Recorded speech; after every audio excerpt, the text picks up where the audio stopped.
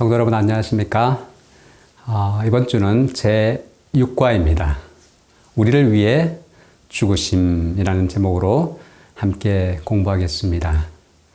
제6과를 간략하게 요약하자면 예수의 부활에 대한 전제 조건은 죽음이며 그 죽음은 창세 전부터 계획되었다는 사실입니다. 결국 예수께서 이 땅에 오신 이유는 십자가를 위해서였다는 것이죠. 이 십자가는 신비 중의 신비입니다. 왜냐하면 사탄에 의해 십자가에 달려 돌아가시며 진 것 같은 싸움에서 주님은 결국 승리하셨기 때문입니다. 십자가는 역설이기도 합니다. 왜냐하면 군림하는 대신 섬기는 십자가의 원리가 오늘날에도 여전히 그 영향력을 발휘하기 때문이죠. 그 영향력은 정말 강력합니다. 먼저 기억절 말씀을 읽겠습니다. 요한복음 3장 14절 15절입니다. 모세가 광야에서 뱀을 든 것 같이 인자도 들려야 하리니 이는 그를 믿는 자마다 영생을 얻게 하려 하심이니라. 아담과 하와가 타락한 후 인간은 필멸적인 존재가 되었습니다. 죽을 수밖에 없는 존재가 된 것이죠. 요즘 삼육서울병원 추모관을 자주 가는데요. 갈 때마다 꽉 채워진 추모관 안내 화면을 볼 수가 있습니다. 요즘 특별히 보면은 꽤 장수하시는 분들이 많습니다. 돌아가시는 분들의 연령대를 보면은 90대가 상당히 많습니다. 그런데 간혹 심심찮게 30, 40대도 거기 명단에 포함되어 있는 것을 보게 됩니다. 어떤 분은 조금 오래 살기도 하고 다른 분들은 아쉽게도 일찍 잠들기도 합니다. 하지만 한 사람도 예외 없이 인간은 결국 죽습니다. 이 냉혹한 현실 앞에서 많은 사람들은 온갖 시도들을 해왔죠. 불로초를 구하려고 했던 진시 왕제는 사실상 그는 49살에 죽었다고 합니다. 오늘날에는 초저온 냉동 캡슐 기술을 발전시켜서 죽은 사람의 몸이나 머리를 캡슐에 넣어 보관하는 그런 회사도 있습니다. 실제로 미국 아리조나주 스캇데일에 있는 알코르 생명 연장 재단에는 현재 198명의 시신이 보관되어 있습니다. 그리고 기다리고 있는 회원 수만 해도 1392명에 이를 정도입니다. 언젠가 과학이 발달하면 다시 깨어날 수 있다는 꿈을 가지고 수억 원의 돈을 지불하며 그곳에 자신의 시신들을 맡기고 있는 것이죠.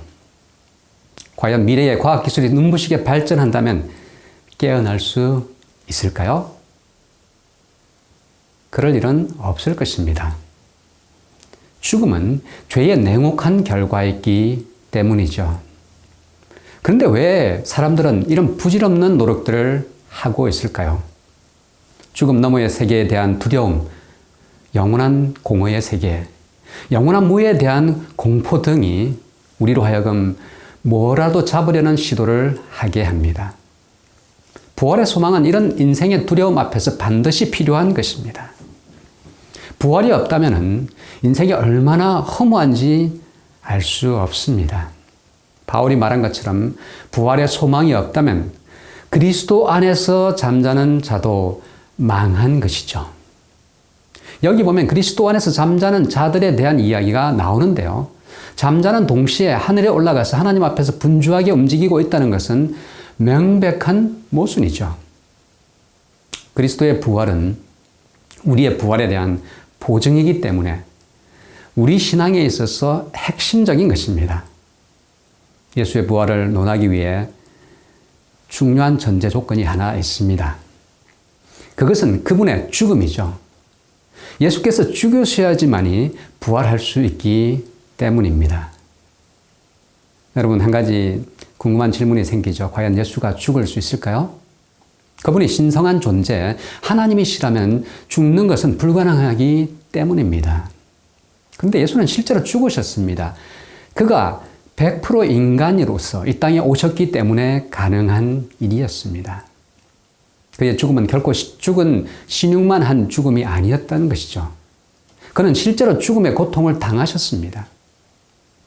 그분은 겟세마네에서 죽음을 맞이하기 직전에 이렇게 기도했습니다. 마태복음 26장 39절입니다. 내 아버지여 만일 할만하시거든 이 잔을 내게서 지나가게 하옵소서.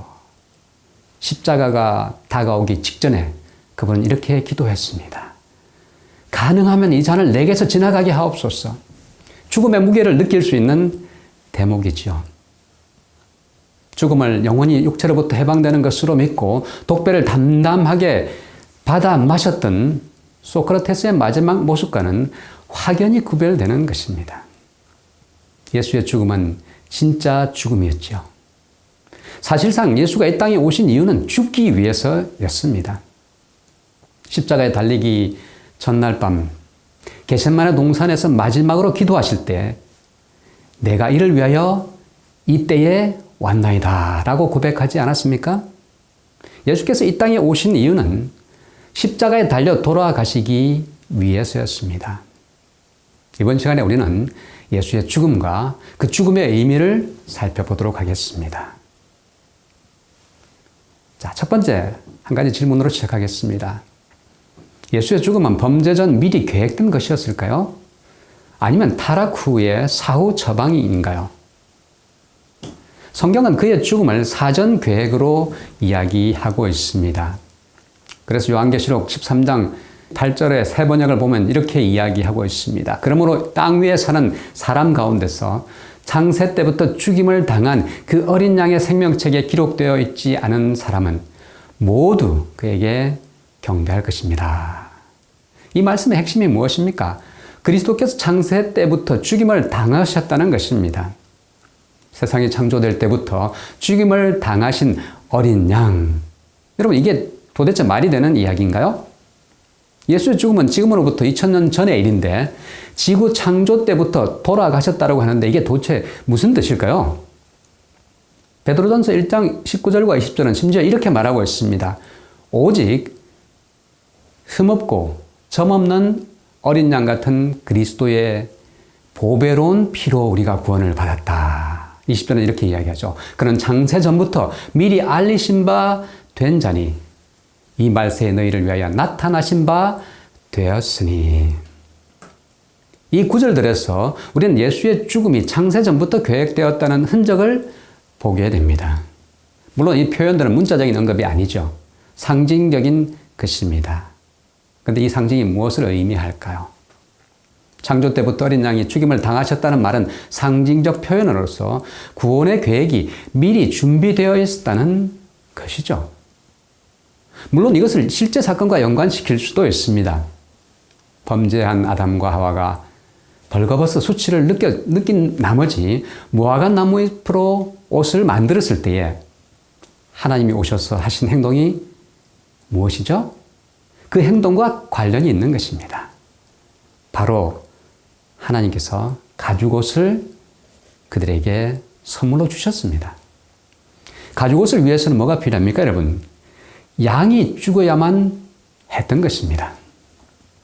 그 양의 죽음과 연관시켜서 해석할 수도 있다는 것이죠. 어쨌거나 구원의 계획의 중심에는 예수의 죽음이 자리 잡고 있습니다. 엘렌 화이트는 이 구원의 계획에 대해서 이렇게 말하고 있지요. 구속의 경륜은 아담이 타락한 후에 세워진 사후 고안이 아니었다. 이것은 영세전부터 하나님의 보좌의 기초가 되어 온 원칙을 공개한 것이었다. 구원의 계획은 범죄한 아담과 하와에게 최초로 공개되었습니다. 여자의 후손이 뱀의 머리를 상하게 할 것이라는 약속, 그리고 가죽옷을 입히시는 장면에서 드러나고 있죠. 그런 의미에서 예수의 생애는 결국 십자가의 서문이었던 것입니다. 이스라엘 백성이 고대로부터 기다려온 메시아가 그들의 기대와 달랐을 때에 그들의 반응은 어땠습니까? 제자들조차 받아들이기 곤란한 상황이 되었죠.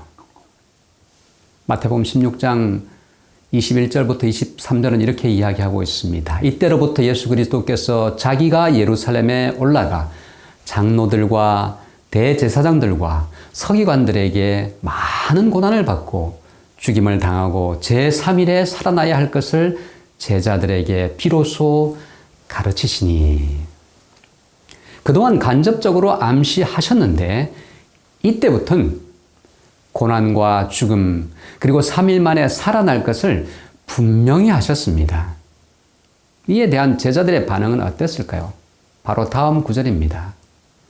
22절에 보면 이렇게 이야기합니다. 베드로가 예수를 붙들고 간하여 가로되 주여 그리 마옵소서, 이 일이 결코 주에게 미치지 아니하리이다. 여기서 베드로는 헬라 원어상 이중부정을 사용하며 절대 그럴 수 없다고 주장하게 됩니다. 헬라 문법이 그것을 더 강력하게 지지하고 있죠.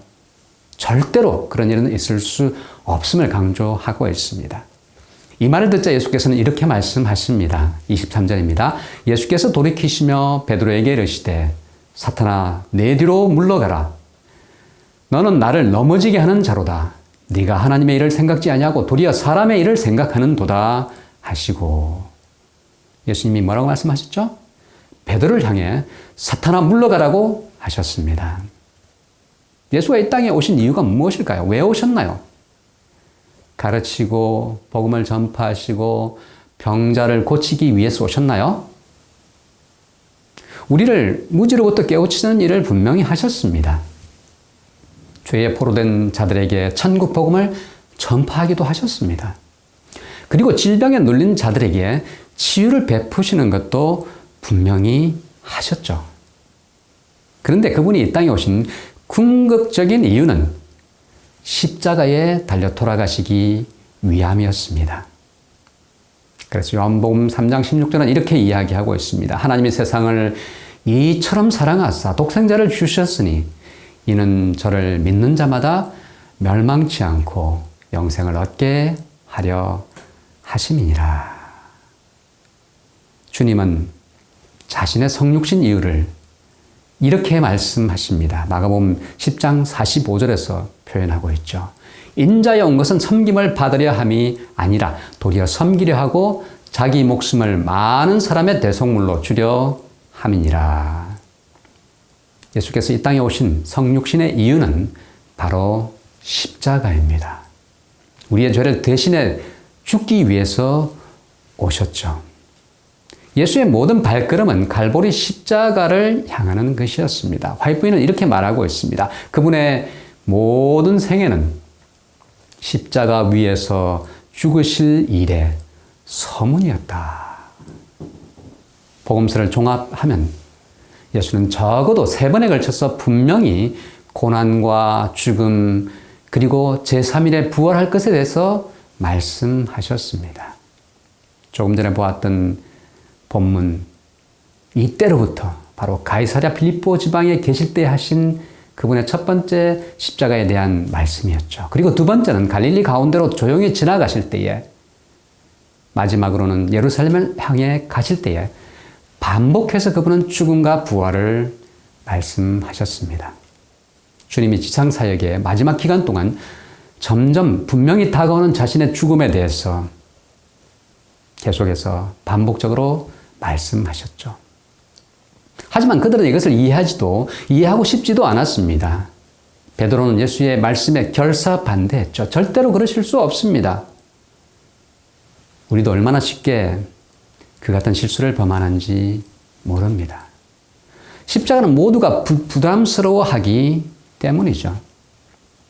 하나님의 섭리와 명령 앞에 우리는 과연 어떤 반응을 보이나요? 인간은 듣고 싶은 것만 듣는 특징이 있습니다. 성경 본문을 해석할 때도 2가지 방법이 있습니다. 우선 본문에 기초한 해석을 엑스지시스라고 하고, 본문과 상관없이 자의적으로 해석하는 것을 아이스지시스라고 이야기합니다. 성경이 본래 전하고자 하는 메시지를 받으려고 하는 대신에 자신의 생각과 욕망을 성경의 본문에 투사하여 읽는 아이스지시스 방법으로 성경을 해석하면 온갖 종류의 왜곡이 가능합니다. 그렇게 되면 하나님의 말씀으로 시작하지만은 더 이상 하나님의 말씀이 아닌 것이죠. 하나님의 말씀을 빙자해서 내가 원하는 것을 무엇이든지 얻어내는 일이 가능한 것입니다. 교주들이 주로 사용하는 수법입니다. 그런데요, 우리도 이런 오류에 충분히 빠질 수 있습니다. 메시아를 자의적으로 해석하여 잘못된 개념으로 가득 차 있었던 그들은 예수의 죽음은 절대로 받아들이고 싶지 않은 일이었을 것입니다. 올바른 신학은 듣고 싶은 것만 듣는 것이 아니라 겸손히 하나님의 말씀을 있는 그대로 경청하고 순종하는 것입니다. 윌리엄 펜의 No Cross, No Crown이라는 책이 있습니다. 십자가 없인 면류관도 없다는 뜻이죠. 혹 우리는 면류관만 원하고 있지 않습니까? 많은 경우에 면류관은 원하지만 십자가는 원치 않아요. 그런데 하나님은 때로는 십자가를 명하실 때도 있습니다. 마태복음 16장 24절은 이렇게 이야기하고 있습니다. 이에 예수께서 제자들에게 이르시되 아무든지 나를 따라오려거든 자기를 부인하고 자기 십자가를 지고 나를 좇을 것이니라. 듣고 겸손히 순종하는 자세를 갖는 것이 참된 신앙입니다.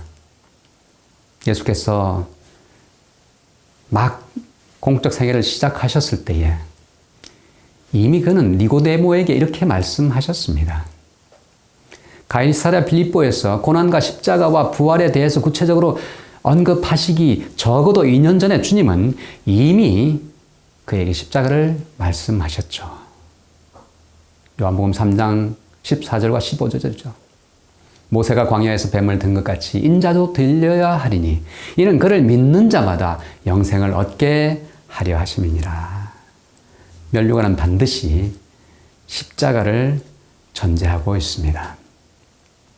근데 주님은 자신이 아닌 우리의 면류관을 위해 친히 십자가를 지셨습니다. 그리고 그 위에서 숨을 거두기 직전에 이렇게 외치십니다. 다 이루었다. 다 이루었다. 도대체 무엇을 이루셨다는 말씀인가요? 우리에게 주는 이 말씀이 던져주는 중요한 기별은 과연 무엇인가요? 온 우주의 대쟁투 사건에서 결정적인 시간이 이르러 왔죠. 예수께서는 십자가 위에서 극심한 고통 가운데 악의 세력을 대하여만 하셨습니다. 악한 천사들은 그분을 쓰러뜨리기 위해 온갖 노력을 다 기울였죠. 예수께서 십자가에 달려 계시는 동안 제사장들과 서기관들 그리고 장로들이 하나같이 조롱했습니다. 그가 남은 구원하였으되 자기는 구원할 수 없도다. 그가 이스라엘의 왕이로다. 지금 십자가에서 내려올지어다. 그리하면 우리가 믿겠노라. 여러분이 만약 이런 말을 듣는다면, 만약 이런 조롱을 듣는다면 어떻게 반응했을까요? 예수는 능력이 충분하신 분이셨습니다. 십자가에서 당장이라도 내려오셔서 멸하실 수 있는 분이셨죠. 그분은 그런 능력이 충분히 있었지만 그렇게 하지 않으셨습니다. 왜 그랬을까요? 사랑 때문입니다. 십자가는 패러독스입니다. 역설 중에 역설이죠. 사실상 기독교 신앙 자체가 역설입니다. 첫째가 되고자 하는 사람은 마지막이 되어야 하고 살고자 하면 죽어야 한다고 명합니다. 기독교의 가장 강력한 능력은 바로 이 역설에 숨어 있습니다. 우리 삶도 마찬가지입니다. 부부가 의견이 대립할 때 둘 다 이기려고 하면 둘 다 집니다. 끝까지 가면 결국 가정들이 깨어지죠. 아무리 내가 맞아도 이기려고 하면 결국 지는 것입니다. 그런데요, 놀라운 사실은 져주면 이깁니다. 우주를 움직이는 원리가 바로 이것입니다. 오리를 가라 하면은 십리를 가는 것이죠. 예수님 당시 로마 당국은 물품을 옮기기 위해서 일반인을 1마일 징집할 수 있었습니다. 1마일 노역이 의무로 부과되면 엑스트라 마일을 더 가라고 하는 것이 기독교의 역설이자 예수님의 명령이었습니다. 근데 이 원리는 오늘날도 그대로 적용됩니다. 엑스트라 마일 서비스로 미국에서 기업 경영에 성공을 이룬 분이 있습니다. 팀 하스 주차장 건설회사의 하형록 회장 이야기입니다. 계약 사항만 실천하는 대신에 추가로 서비스를 제공하는 엑스트라 마일 서비스를 사업 현장에서 실천하니 그는 사업에서도 커다란 성공을 거둘 수 있었습니다. 십자가의 역설은 리더십에도 똑같이 적용됩니다. 독재자형 리더는 최소한을 이룹니다. 반면 민주형 리더는 제법 많이 성취하죠. 그런데요, 종으로서의 리더는 예수님이 그러셨던 것처럼 세상을 바꾸어 놓습니다. 우리의 죄를 위해 십자가에 달리신 예수의 종적 리더십 앞에서 우리는 굴복하지 않을 수 없습니다. 예수는 이 땅에 종으로 오셔서 세상을 바꾸어 놓으셨습니다. 조지 레드는 이렇게 이야기하고 있어요. 예수의 죽음은 사탄이 벌인 일인 동시에 예수께서 사탄과 싸워 이긴 사건이다. 바로 이것이 십자가의 역설입니다. 진 것 같지만은 결국 이긴 것이죠. 십자가 위에서 다 이루었다고 하신 주님의 외치심은 사탄과 악한 무리들과의 우주적 대쟁투에서 승리하셨음을 선언하신 것입니다. 화이트는 이렇게 말하고 있습니다. 온 하늘은 구주의 승리의 개가를 불렀다. 사탄은 패배했다. 그는 자기의 나라를 잃어버렸다는 것을 알았다. 성경에 기록된 가장 이해하기 힘든 행위는 예수께서 성육신 하신 것입니다. 그리고 더 신비로운 사실은 그가 죽기 위해서 오셨다는 것이죠. 자, 그렇다면 또 다른 질문으로 우리가 향하게 됩니다. 예수의 죽음이 우리를 위해서 이룬 것은 과연 무엇인가 하는 것이죠. 예수께서 요단강에 침례를 받기 위해 가셨을 때에 침례 요한이 외친 한마디에 그의 삶은 요약됩니다. 보라, 세상 죄를 지고 가는 하나님의 어린 양이로다. 요한복음 1장 29절의 말씀이죠. 침례 요한의 이 말은 그리스도가 구약의 모든 참된 제물들이 상징하는 것의 원형이시라는 사실이죠. 구약의 모든 제물들은 결국 예수의 대속적 희생을 가리키는 것이었기 때문입니다. 동물로 바쳐진 제물들은 그 자체로서는 죄를 사할 수 없었습니다. 그것들은 그리스도의 희생 없이는 모두 무의미한 것에 불과했죠. 그들은 십자가 희생의 효력에 근거한 조건적인 용서였던 것입니다. 구약의 제물들이 크레딧 카드로 결제한 것이었다라고 한다면 예수의 십자가는 모든 카드 청구서를 청산한 것이었다고 할 수 있을 것입니다. 하나님의 우주적 법칙은 죄의 삭은 사망인데 그것을 해결할 수 있는 길은 죄인의 죽음 혹은 그 대가를 치를 자격을 가진 자가 지불하는 것이었죠. 이 값을 지불하는 방식은 딱 두 가지밖에 없습니다. 죄인 자신이 지불하든지 아니면 생명의 시여자이신 하나님이 지불하시는 것이죠. 이것은 천사도 대신할 수 없는 것이었습니다. 용서받는 방식은 간단합니다. 요한일서 1장 9절은 이렇게 이야기하죠. 만일 우리가 우리 죄를 자백하면 그는 미쁘시고 의로우사 우리 죄를 사하시며 우리를 모든 불의에서 깨끗하게 하실 것이요.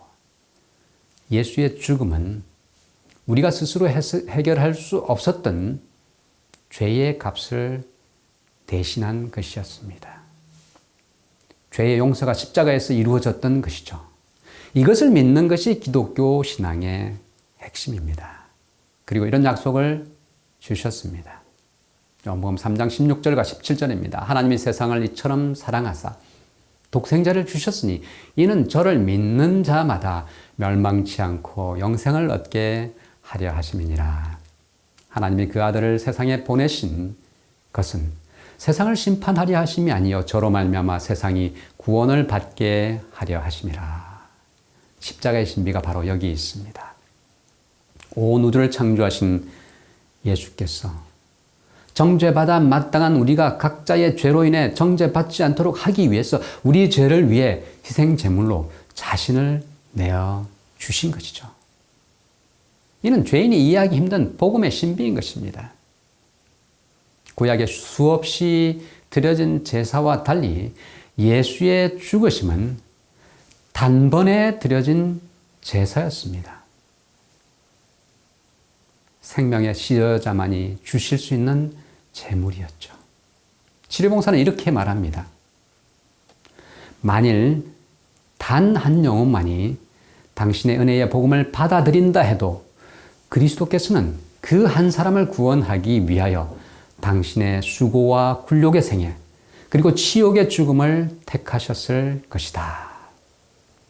하나님께는 한 사람과 온 세상은 아무런 차이가 없습니다.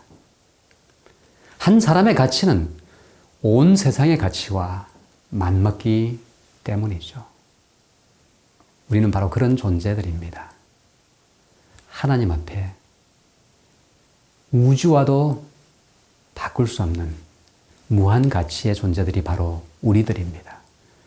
바로 옆에 있는 가족이 그런 존재임을 기억하고 소중하게 대했으면 좋겠습니다. 십자가는 정말 신비 중의 신비입니다.